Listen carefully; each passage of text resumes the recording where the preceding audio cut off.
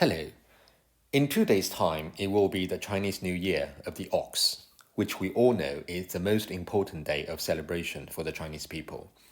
So we will learn a poem about the Chinese New Year. It was written by Wang Anshi from the Song dynasty. We just learned one of his poems a few weeks ago, 梅花, the plum blossom. We have 遥知不是雪，为有暗香来. Wang Anshi was one of the most important figures in literature in the Chinese history, and was also a prominent and a pioneer politician, most famous for his all-round reform in the Song dynasty.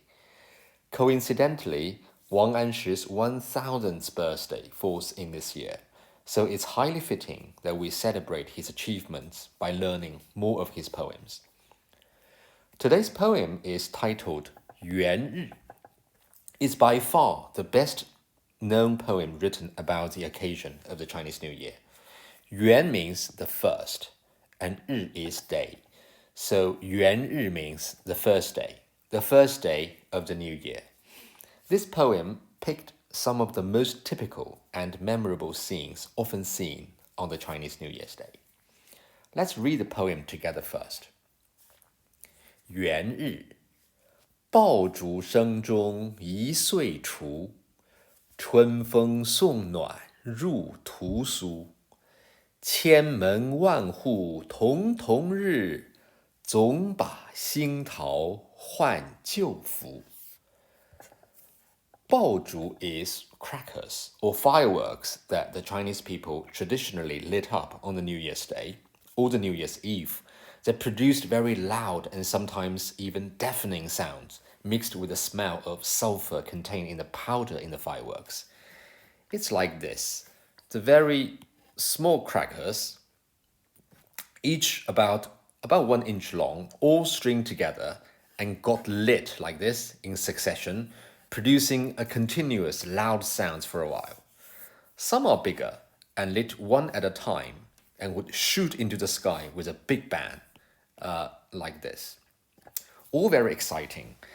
I still remember that when I was little, I would go out on New Year's Day with friends and light up crackers here and there, which was one of the most fun activities and definitely highlights of entertainment for me. The purpose of doing so is so that the evils will be scared off and expelled, so that everyone can enjoy a peaceful and prosperous year. But unfortunately, this tradition is now almost extinct, as perhaps 20, 30 years ago, it became something quite dangerous, potentially could cause fire or accidents. So nowadays, kids wouldn't be able to enjoy such fun, which is a shame, but understandably so. It is highly unlikely such a hazardous activity would be allowed in the modern world. It's a trade-off between safety and fun that's unavoidable. 声 means sound, and 中 is among, in the middle of. 一 is one, and 岁 is year. 除 means to get rid of, or to be gone. So this first line is saying, in the middle of the sound of the crackers, 1 year, the old year, is gone. And then, 春风送暖入屠苏.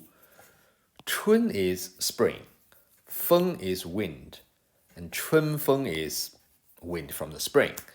The Chinese New Year is commonly called the Spring Festival in China, or 春节, as we know it in Chinese, because it really is marking the start of the spring. After the New Year, the spring would be forthcoming, and everything beautiful that is associated with the spring can be wished for and planned for.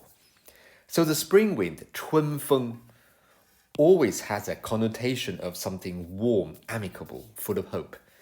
This is not dissimilar to English. If we talk about spring, we would also think about something positive and worthy of looking forward to. 送 means to gift. 暖 is warmth. The spring wind is gifting the world its warmth and is going in. 入 means to go in. 屠苏 is a kind of wine with some medicinal effect that people traditionally drank on the New Year's Day. The whole household would drink this, and it was believed that this wine would bring good health and prosperity to people. Again, this tradition has long been lost. We don't really know exactly how this wine was made, although there were a few suggestions. I certainly have never experienced this tradition before, nor, I think, ever remembering my parents or even grandparents talking about this. Instead, we eat something else, something like sweet rice cake. But this is not really important. What's important is the mood the language portrays. It's a happy and pleasant mood. Everybody was wrapped in the warmth of the spring and hopeful of a good year ahead. So next line, move to another scene. 千门万户曈曈日. 千 is 1,000 and 1 is 10,000. And we know both characters are about large quantities. 门 and 户 here means the same. They mean houses or households. 日 is the sun. And 曈曈 means bright and shining. So for tens of thousands of households, basically for every household, the bright sun is shining upon them from above. It's another bright and spirit-lifting scene with a shining sun, which almost always symbolizes something good and desirable. And what is everybody in those houses doing? Now another scene, 总把新桃换旧符. Here, 桃 and 符 is together. 桃 means a peach tree, and the 符 means the symbol or sign. So this 桃符 refers to drawing up some godlike images onto the piece of peach wood and then putting them up on the main door of the house. According to legend, by doing so, the house would be protected by this pair of peach wood, and all the evils would not dare to come throughout the year. It's like this.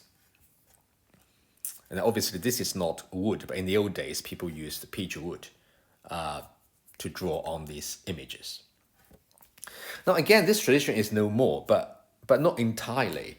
Instead of chopping up wood from trees, people then just use red paper, and instead of drawing images, people just write auspicious words onto the paper.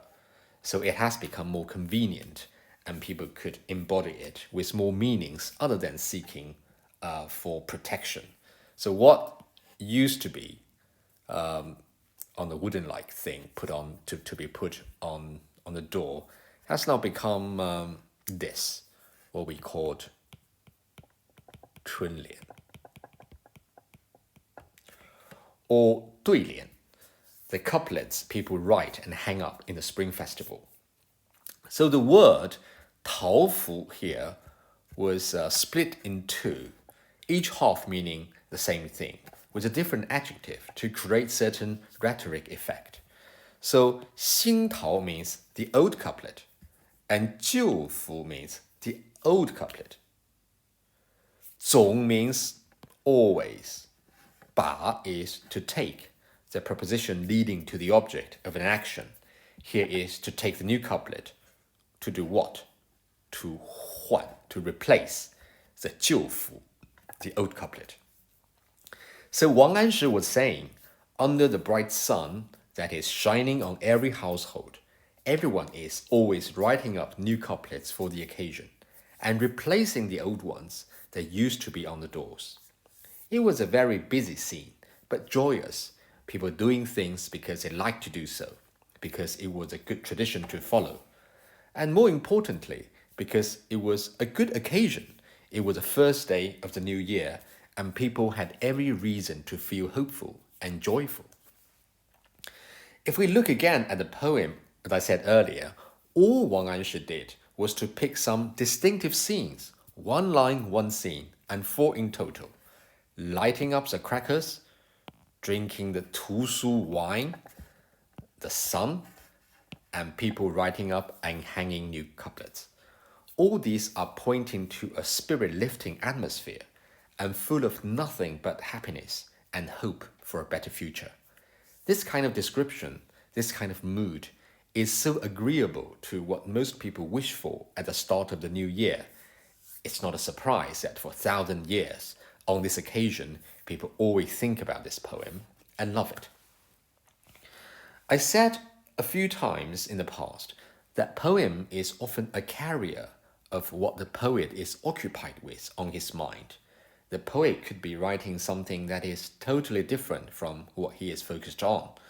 But what is intricately connected is the underlying mood, like Li Bai's 两岸猿声啼不住，轻舟已过万重山, for example.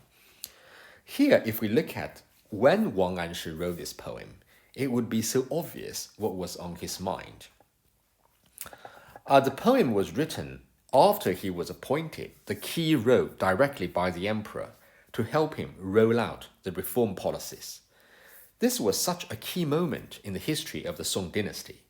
Wang Anshi's long ambition to overhaul the aging system of how everything were run in China, in almost every aspect, was to be realized. For him, it was the beginning of a path leading to long-lasting wealth and prosperity for his country. For him, the situation was exactly like the beginning of a new year. Everything is ready to go, ready for a brighter future. And there are clues in the language being used here, too. Wang Anshi was reinforcing the idea of change and replacement. Such words as 除, to get rid of the old year, such as 换, to replace old stuff with new things, all reflecting his strong idea of pushing forward his new reform in great confidence. Now we too have come very close to celebrating the new year. For what have been happening, a lot of people don't really like the past year. So let's borrow the spirit of this poem by Wang Anshi. Let's get rid of the old bit of it.